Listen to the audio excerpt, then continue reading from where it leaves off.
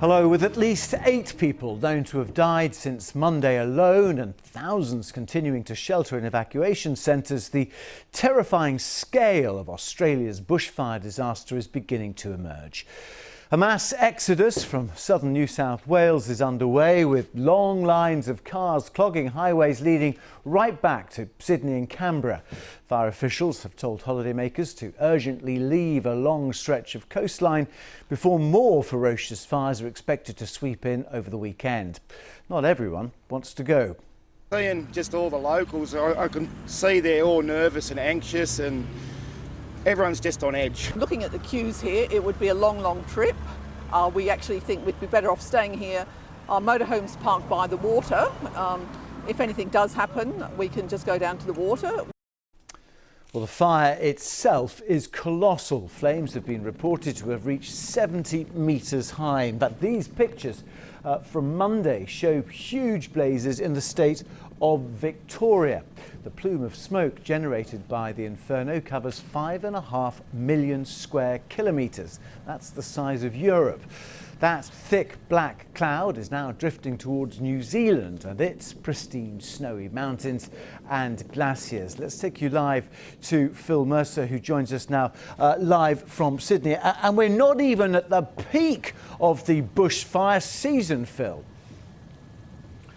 Well, what makes this crisis unprecedented is that this fire season has started much earlier than normal, and these fires are more widespread than normal, and they are burning with an intensity that few Australians have ever seen. So this is really the challenge facing Australia's authorities, the federal government, state governments, and also the fire services in many Australian states. How do they cope with infernos on this scale? And what's happened in southern New South Wales, or what happened on New Year's Eve, really came at the worst possible time. This is a very popular tourist destination. Many families, residents, retirees and other people would have been down on the coastline enjoying Christmas and New Year's festivities, and that's why the evacuation is so chaotic and complicated. There are so many people in the fire zone. Some don't want to leave, others are trying to leave but can't because of various road closures.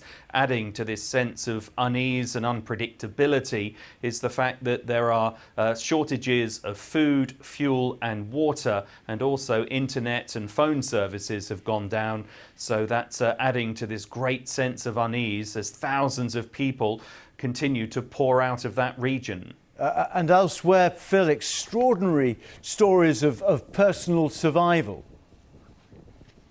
We're hearing it left, right and centre, and I think when you add up all the emotions that have been swirling around in this crisis, there has been trauma, there has been grief, anxiety, fear, unpredictability, and also great resilience and strength, and also a great deal of good fortune as well. We've seen firefighters taking footage from inside their fire engines as they go through literally a massive firestorm, having to put up protective blankets to protect themselves, blankets to the windows. Also homeowners who have heroically battled those flames. Others have literally had to drive their cars into the water of lakes, and other people have gone into the water at the beach to escape the flames. So these extraordinary stories, there are many of them, and the expectation is sadly that we'll be hearing many more of them because this crisis shows no sign of ending.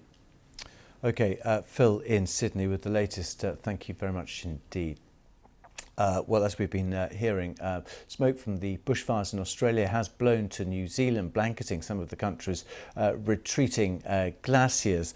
Some of these pictures I think we can just show you now from Twitter show the ash-covered snow on one of the country's biggest tourist attractions, the Franz Josef Glacier.